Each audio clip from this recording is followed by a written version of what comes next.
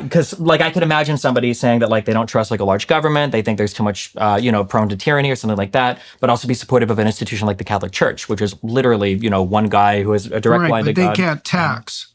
Well, I mean, And they don't have a military. That and is they can't conscript you. True, right? yeah. And they can't throw you in jail. That is true. Kids, always think through your analogy before you voice it, because you might run into a buzzsaw called Jordan Peterson. Daily Wire. They've got some pretty phenomenal hosts over there, including Jordan Peterson. And he had a showdown with Destiny. Now, if you don't know who Destiny is, he is a liberal. He is a Marxist. He is a leftist. And he allows his Marxism to filter into every aspect of his political beliefs, whether it's economic, whether it's social, whether it's cultural, whether it affects his views on religion and marriage and childbearing, all of it. He's quintessentially liberal. He's a YouTuber. But I got to give him this. He engages with us. He engages with conservatives. He's not like Chuck Todd, who like, well, we shouldn't be giving people like this a platform. We shouldn't give them the dignity of having their opinions heard. No, actually, Destiny will go into the lion's den. He's recently debated. Trent Horn, a Catholic YouTuber, on abortion and on so-called reproductive rights. He's engaged. Oh, he's got a great episode of the Timcast with Tim Pool with John Doyle and Lauren Chen that is really worth watching. It's about 8 months old. I think he recently had a back and forth with Candace Owens as well, I think. I'm pretty sure I'm right about that. And now here he is with Jordan Peterson. So I want to hand it to him for that. I also want to hand it to him for the fact that he doesn't have blue hair anymore. For a while there, they had blue hair. Blue hair is a red flag. Tells you a lot about people, with it, especially if it's a man who decides to go with the blue hair thing. Maybe he's growing up. Maybe he's maturing. Maybe he's having a different outlook on his opinions on things. He famously proclaimed to the world that he was in an open relationship with his wife. He and his wife had an open relationship, and this is the way everybody should do it. It's a great thing. It's really healthy. It's wonderful for us. Have an open relationship with your wife. About 2 months ago, it was announced that his wife is leaving him for another man. And so the open relationship has now been closed forever. And I don't want to make fun of him for that. That's terrible. Broken up marriage is a bad thing. Maybe sticking with a traditional committed monogamous relationship is the way to go. Just a thought. He and Jordan Peterson started engaging on climate change. And I want you to watch something here. It's really important. I'm going to let this play through. But it begins with Destiny trying to just force a stipulated given on the conversation. Well, it's undeniable that the climate has affected our planet. And watch how brilliantly Jordan Peterson takes that and then changes the entire debate in his favor. Watch. I think it's pretty undeniable at this point that there is an impact on climate across the planet. I think that's highly deniable. We have no idea what the impact is from. We don't know where the carbon dioxide is from. We can't measure the warming of the oceans. We have terrible temperature records going back 100 years. Almost all the terrestrial temperature detection sites were first put outside urban areas, and then then you have to correct. Then you have to correct for the movement of the urban areas, and then you introduce an error parameter that's larger than the purported increase in temperature that you're planning to measure. This isn't data. This is guess, and there's something weird underneath it. There's something weird that isn't oriented well towards human beings underneath it. It has this guise of compassion. Oh, we're going to save the poor in the future. It's like that's what the bloody communists said. And they killed a lot of people doing it. And we're walking down that same road now with this insistence that, we're so compassionate that we care about the poor 100 years from now. And if we have to wipe out several 100 million of them now, well, that's a small price to pay for the future utopia. And we've heard that sort of thing before. And the alternative to that is to stop having global level elites plot out a utopian future or even an anti-dystopian future. And that's exactly what's happening now with organizations like the WEF. And if this wasn't immediately impacting the poor in a devastating manner, I wouldn't care about it that much, but it is. I watched over the course of the last 5 years, the estimates of the number of people who were in serious danger of food privation rise from about 100 million to about 350 million. That's a major price to pay for a little bit of what would you say for progress on the climate front that's so narrow it can't even be measured? I don't think the increase in hungry people on the planet is because of climate policies. Why not? Because I don't think that countries in Africa are being pushed away from fossil fuels. I think most developing Of course they are. nations They can't even get loans from the World Bank to pursue fossil fuel development. And there's plenty of African leaders who are screeching at the top of their lungs about that, because the elites in the West have decided that, well, it was okay for us to use fossil fuel so that we wouldn't have to starve to death and our children had some opportunities. But maybe the starving masses that are too large a load for the world anyways shouldn't have that opportunity. And that's direct policy from the UN, fostered by organizations like the WEF. They're going to have to turn to renewables. Yeah, well, good luck with that. Yeah, good luck with that with renewables. In Western Europe, they can't do it.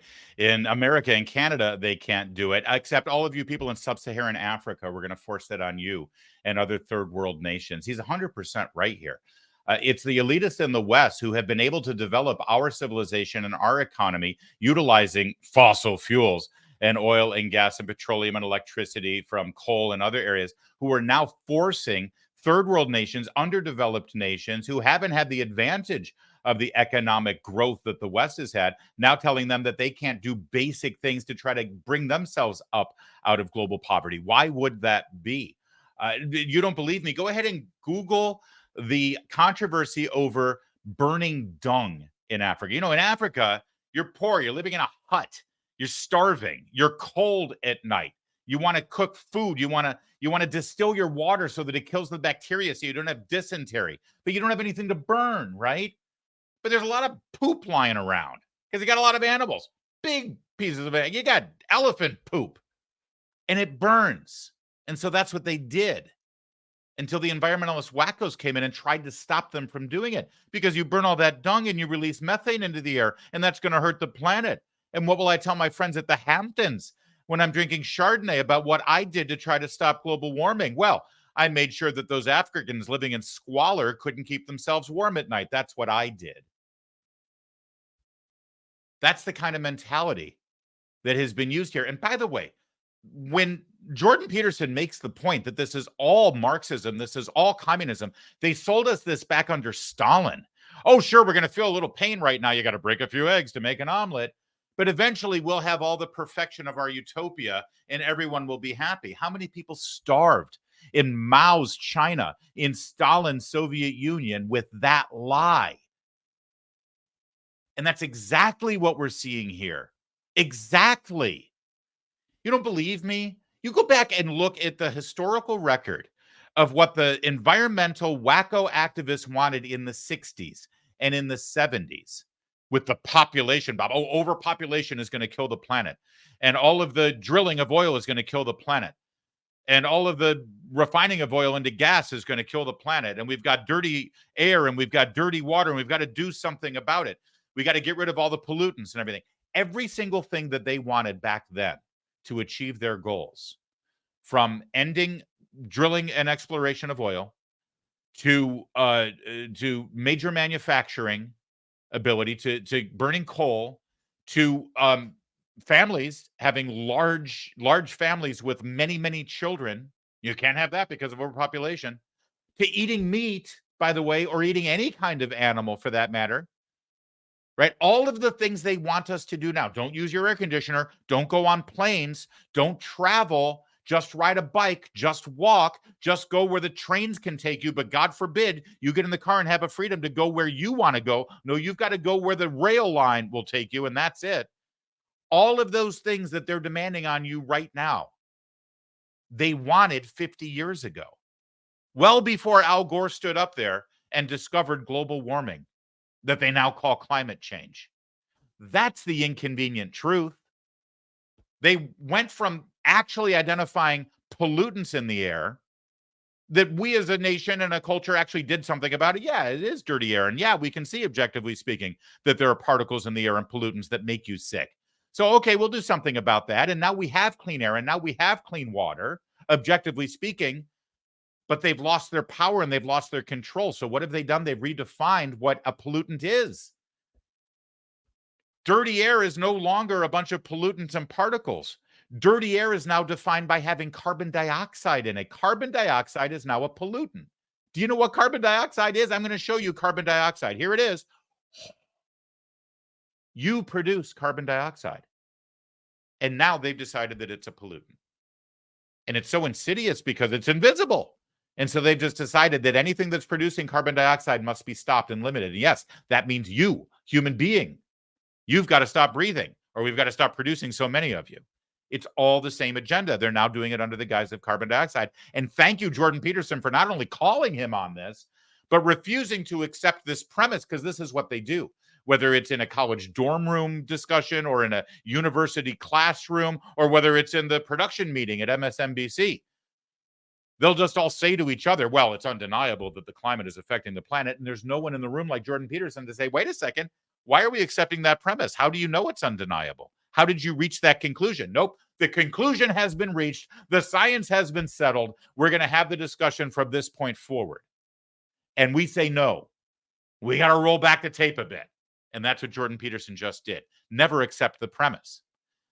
Now, he invoked communism. He invoked the Soviet Union. He invoked all of the death and destruction that was promised to Western civilization in the 20th century if we would just buy into the fact that all of the brilliant authoritarian intellectuals who are much smarter and better than us could control our economy and control our procreation, one-child policy in China. Just cede control to those people, and we promise the utopia will deliver. And then he went where most people are not supposed to go when you're debating an idea. He invoked Hitler and the Nazis. You know, it's an old axiom when you're debating an issue that if you invoke Hitler to make a point against your opponent, you've lost the debate. And usually that's true. But in this case, well, I'll let you decide. So, you know, Hitler's cover story was that he wanted to make the glorious Third Reich and elevate the Germans to the highest possible status for the longest possible period of time. Okay, but that wasn't the outcome. The outcome was that Hitler shot himself through the head after he married his wife, who died from poison the same day, in a bunker underneath Berlin while Europe was in flames. Well, he was insisting that the Germans deserved exactly what they got because they weren't the noble people he thought they were. And then you might say, well, Hitler's plans collapsed in flames, and wasn't that a catastrophe? Or you could say that was exactly what he was aiming for from the beginning, because he was brutally resentful and miserable right from the time he was, you know, a rejected artist at the age of 16. And so he was working, or something was working within him, and something that might well be regarded as demonic, whose end goal was precisely what it attained, which was the devastation of hundreds of millions of people, and Europe left in a smoking ruin. And the cover story was the Grand Third Reich. And so there's no reason at all to assume that we're not in exactly the same situation right now. I think there's a great reason to assume. I think that Hitler's motives and everything that he was trying to do wasn't a secret. I don't think that anybody had to guess that he was incredibly anti-Semitic, that his Aryan supremacy was going to lead to the destruction and the murder of like so many different people in concentration camps. Like, none of this was a secret. It's not like he was hiding it.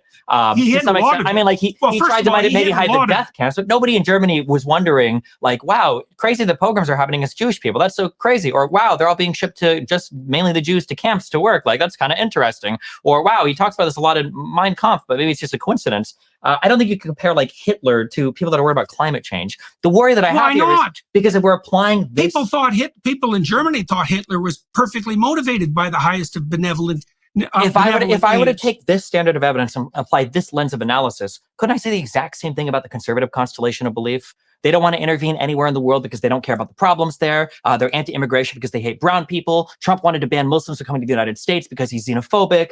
Conservatives don't want to have taxes to help the poor because they want homeless people to starve and die in the winter. Like, I feel like that's exactly what they do, isn't it? Oh, imagine if I took that standard of evidence and applied it to conservative art. Every single thing he just said about conservative arguments is exactly what not just a YouTuber like Destiny does, but news anchors and moderators of presidential debates and the president of the United States and his Democratic Party. That's exactly what they do to us.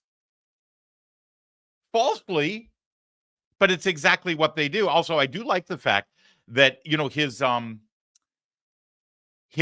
rhetorical description of conservatives intervening around the world. I could say that conservatives don't want to intervene around the world because they're isolationists and they don't care about anyone else. 10 years ago, they would say about, well, I would say that conservatives want to start these wars all around the world because they're trying to push their empire of American ideas everywhere. It's amazing how quickly the knock on conservatives is that we don't want to engage in places like Ukraine, when 10 years ago, the knock on conservatives was we wanted to engage too much. In other words, whatever our position is, they're going to demonize it. Could I just watch this one more time, though? Because if this isn't a meme already out there, you people are falling down on the job. I don't think you can compare like Hitler to people that are worried about climate change. The worry that I have here is... I need that. I need that as my ringtone. Why not? I want to start talking like Jordan Peterson just because. I might start incorporating bloody into my arguments much more. Would people catch on, do you think, if I did that? I want to do that. All right, another incredibly revealing moment from Destiny where this is a great, see, again, this is why they don't want even Ronna McDaniel to be on NBC News, let alone, me or Kurt Schlichter or somebody else who can actually effectively debate these issues, because they're so not used to being challenged, right? As you just saw, Jordan Peterson, it's an undeniable premise that we have to accept that the climate has affected the earth. No, I won't accept it. And here's why. And now we've got 10 minutes that he can't defend Destiny. And then he makes his other argument. He tries to make this big gotcha moment where he says, well, if conservatives were really suspicious of big pharma and big government and all these things, then why aren't they more suspicious of the Catholic Church? Because that's pretty big and that's the same thing. Watch how that ends. That's another thing where I'm not sure if people actually care about gigantism or if they're using it as a proxy for other things that they don't like. Like, I could totally imagine Well, I care about it. Sure. Yeah, you might. Yeah, sorry. It just meant in general. That's yeah. Okay. Because I could imagine somebody saying that they don't trust a large government, they think there's too much prone to tyranny or something like that, but also be supportive of an institution like the Catholic Church, which is literally one guy who has a direct line to God. They can't tax. Well, I mean, and they don't have a military. They can't conscript you. True. Right? Yeah. And they can't throw you in jail. That is true. Oof. Kids, always think through your analogy before you voice it, because you might run into a buzzsaw called Jordan Peterson. All right, a big chunk of this conversation turned to the COVID shots. I won't call it a COVID vaccine because a big part of this discussion even had to do with the definition of what a vaccine was. And, as this discussion goes forward, I want you, as you're watching it, regardless of where you fall, because I don't know if I'm completely 1,000% anti-vaccine. And I'm certainly not, I know for a fact that I'm not 1,000% for the vaccine. And I'm certainly 100% against vaccine mandates. And I can tell you in full disclosure, I had the first 2 shots because, well, I had to for various reasons, like so many other millions of Americans. I had to get the first 2 shots. When I mean the first 2 shots, I got the first dosage, which was 2 shots, right? Like so many millions of Americans, I had to do it to keep my job. All right. And I also needed it to travel internationally. But I have not had a booster at all in any way whatsoever. And I have never had COVID. After I got the shot, I got COVID, ironically. And I have not had another booster, and I haven't gotten it since. But by the way, don't take any medical advice from me, because I'm a talking head TV show and radio show host. Okay? If you get medical advice from a doctor, if you get medical advice from a radio host, you're going to die. All right. So regardless of where you fall on this discussion about the shots, what's most important about it is this discussion isn't allowed to be had. This only happened because it was in the Daily Wire platform. This discussion you're about to see has never been had in Congress. It's never been had on network television or cable television. And that is a crime, a thought crime, literally a thought crime. Watch. But the other obviously glaring possibility is that injecting billions of people with a vaccine that was not tested by any stretch of the imagination with the thoroughness that it should have before it was forced upon people also might be a contributing factor. Partly because we know that it led to a rise in myocarditis among young men.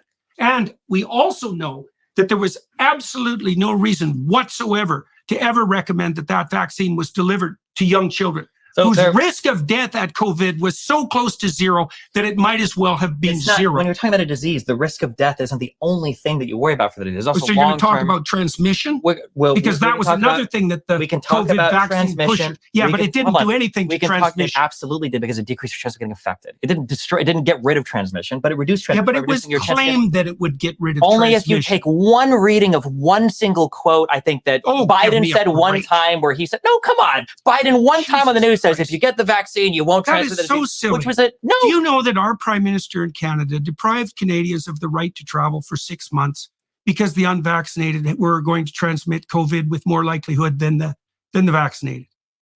So this wasn't one bloody statement. This was hold on. thorough government policy. What I'm saying is there wasn't a statement given that if you get vaccinated, there is a 0% chance of transmitting the disease. The idea is that vaccines were supposed to help because it reduces your hospitalization, it reduces death, and it reduces transmission, hopefully by making it so that people don't get sick or don't get sick for as long. All three of those things, the vaccines did exceedingly well. They were tested. The myocarditis rates are like 7 out of 100,000 injections, and the myocarditis is generally acute, and it's generally not as bad as even getting the coronavirus itself, which will lead you also to having much worse side effect than side effects that have caused other vaccines to be taken off the market before. A 7 out of 100,000 rate of acute myocarditis or pericarditis is not a worse side effect than any other vaccine. I think that is a completely acceptable, given that the disease itself is more likely to cause myocarditis or pericarditis. Yes, I don't think the data suggests to support that presupposition anymore. The latest peer-reviewed studies show that that's simply not true, especially among young men. I told you at the beginning of this conversation that the progressive leftists were on the side of the pharmaceutical companies. It's not about being on the side of the pharmaceutical companies. It's about yeah. So what I see as the unholy part of that alliance with the pharmaceutical companies is that it dovetails with the radical utopians' willingness to use power to impose their utopian vision. Well, then what do you make otherwise, how would you explain it? Because the leftists should have been the ones that were most skeptical about the bloody pharmaceutical companies. And they jumped on the vaccine bandwagon in exactly the same way that you're doing right now. Pharmaceutical companies have helped us tremendously throughout the... Right, there we go. Fine. No, I don't think so. No, I don't think so. You're just wrong. I think they're utterly wrong. I see. So you don't think that the pharmaceutical companies who dominate the advertising landscape with 75% of the funding are corrupt? I don't... Corrupt is a very broad... No, it's... Do you think that corrupt with a tinge of malevolence, willing to extract money out of people by putting their health on the line? You don't believe that? Do you think that we get effective drugs from pharmaceutical companies? Not particularly. I got to tell you, I let this exchange go on for quite some time for a couple of reasons. The first is just because it's so good and it's so important, and I don't want to interrupt it. But the second was I had to find something. You know, Destiny, the lies that the left permits themselves to say for the purpose of their agenda, especially when it comes to all of the protocols that have been put forth for the pandemic and especially the vaccine. It's so insidious, it's so deceptive, and it's so malevolent because we've never had a conversation, first of all, about the vaccines like you just saw, number one. But number two, we've never actually been able to uncover everything that happened and all the lies we were told during the pandemic. And no one has paid a price. No, well, actually, that's not true. We had to pay the price, but the people who made the decisions haven't paid a price. Freaking Gavin Newsom won re-election. We paid the price. Our children paid the price, not being able to go to school. How many here, I bet you every single person watching right now has someone in their life who died during the pandemic and they were not able to go to a proper funeral. They were not able to go to their hospital side and see them as they were dying in a hospital. People died alone because of this. And Destiny dares to say, you know, Jordan Peterson, they told us this would stop transmission of the disease, and they lied to us. Oh, the one thing that Biden said that was taken out of context. Really? So that's the other reason why I let it go a little bit, because I had to find this moment. This is the transcript of Anthony Fauci on Face the Nation with John Dickerson. If a person's deciding whether or not to get vaccinated, they have to keep in mind whether it's going to keep them healthy. But based on these new findings, Dickerson asks, It would suggest they also have an opportunity, if vaccinated, to knock off or block their ability to transmit it to other people. It's exactly what they're saying. Remember how Destiny just said, oh, there was one thing that Joe Biden said, but they never made the case that the vaccine would stop transmission. They never said that. They just said it would reduce the symptoms once you got it. They're lying. And this has become textbook for them, right? To just deny what was said. Here's Anthony Fauci. You know, John, you said it very well. I couldn't have said it better. It's absolutely the case, and that's the reason why we say when you get vaccinated, you not only protect your own health, but that of the family, but also you contribute to the community health by preventing the spread of the virus throughout the community. In other words, you become a dead end to the virus. Now, if that isn't telling the American people that you're just being selfish, you're being selfish if you don't get the shot. You need to get the shot for your patriotic duty. You need to get the shot not for you and your own selfish concerns, but because you need to be a dead end to this virus so that it doesn't spread throughout the community anymore. That is 100% what they told us. And the date of this is May 16th, 2021. That's exactly what they just said. And you can see Destiny personifying the left, personifying Joe Biden, personifying the Democrats, rewriting history. No one ever said that. No one ever said that. Anthony freaking Fauci said it. All right. Another really important moment here, by the way, in this vaccine debate that the two of them had. Do you think that any vaccines work? Yes. Do you think that any... I don't think 80 of them work at once for babies. I think that's a little risky. But yet we've been on this vaccine schedule for how many decades? Like this, not like this, not carefully. I had a ton of vaccines when I was a child. I'm pretty sure that was the norm for people. There were a ton of vaccines. There's way more now. Okay. And you think that... Well, you can understand why. I mean, look, part of it, no doubt, part of it is a consequence of the genuine willingness to protect children. But the moral hazard is quite clear. And people on the left used to be aware of this. What do you make of the fact? What do you think the mRNA vaccine, the speeding up of it came from? How do you make for the fact that it was Donald Trump that did warp speed? Terror. So foolish panicking, just like we're doing with the climate issue. So you think Trump was panicking? Was he foolish panicking and politics? Listen, someone whispered in Trump's ear, "You're going to be a champion and win the election. You got to move this vaccine forward." I think also partly Trump really thought that he was doing something wonderful. He still does. I think that because that's what he said. So it's understandable and rational to think that that's what Trump believes about the vaccine. I think that his intentions were fine, but the pushing of it, the demanding of it, the mandating of it, the public shaming and outing of... I know people who don't have careers anymore because of this, because of the vaccine. And this question of, it's a perfect debate tactic, by the way, that you saw right at the beginning. That's why we're showing you this, because this is how a unfiltered conversation in America would go between a conservative and a liberal if it was allowed to happen in mainstream media. It doesn't. That's why we have our streaming platforms now where it can happen. But this is also how those conversations go at your Thanksgiving dinner table with your liberal brother-in-law, or at the coffee machine in your office with the idiot down the hall with the cubicle with all the Bernie Sanders stickers on it. Because look at what they do to you. Look at the question that he asked. Do you think that any vaccines work? See? Oh, so you're just anti-science. So you don't believe in any vaccines. You're trying to have a conversation about this very one extraordinary thing. Oh, so you don't like any vaccines. And Peterson makes an important point here. Not 80 of them for children. Now, I searched, Destiny has one child, but I don't know if he's the primary caregiver for this kid. But let me tell you something. My youngest kid is 17. I have 4 kids. And I went through the entire vaccine protocol. And by the way, full disclosure here, because I share as much as I can with you, that 17-year-old, my youngest child, he is on the autism spectrum. And at a time when so many people looked at vaccines and said, oh, vaccines are causing autism, I never walked down that road. And I still don't believe it. I know that many of you do believe it. Go with God. You're able to believe whatever you want, okay? I witnessed with my own child. And I do not believe that the load of vaccines that children get contribute to autism. I tell you this only because I am the perfect candidate for this kind of thing. for vaccine skepticism because my own child falls into the category of children that so many activists against vaccinations would have me fall into, okay? But I witnessed my children getting their vaccines, and I am told that it is even worse now.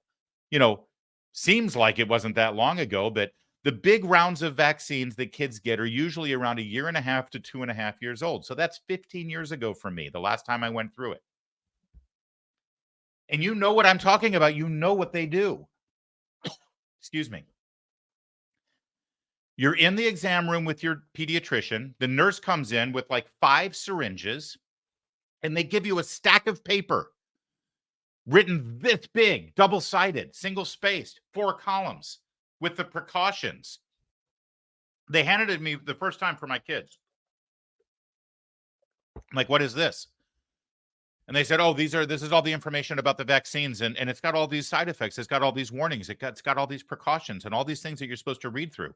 As she's swabbing up my child's thigh to stick a syringe into. And I'm like, wait a minute, I'm supposed to read all of this? Well, it's for your information. What do you mean it's for my information? Clearly, there are precautions here that I'm supposed to read about. It's a conveyor belt. It's like a factory. And I'm not saying it's the nurse's fault. I'm not saying it's the doctor's fault. And I understand why they do it.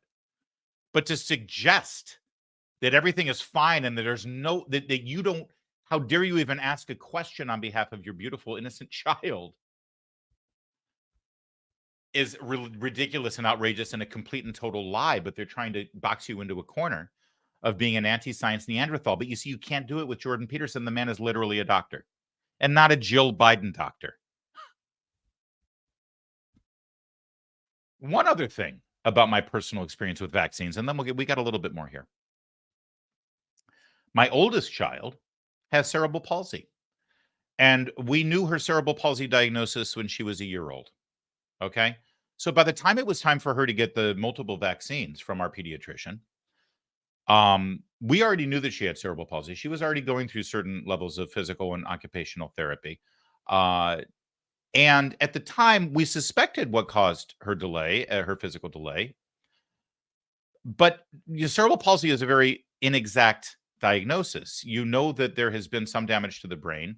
We had some idea of when it occurred, but we didn't know what caused it, right? And we only knew the physical manifestation from it. And we knew that the brain was functioning now. It happened like within the first hours of birth, okay?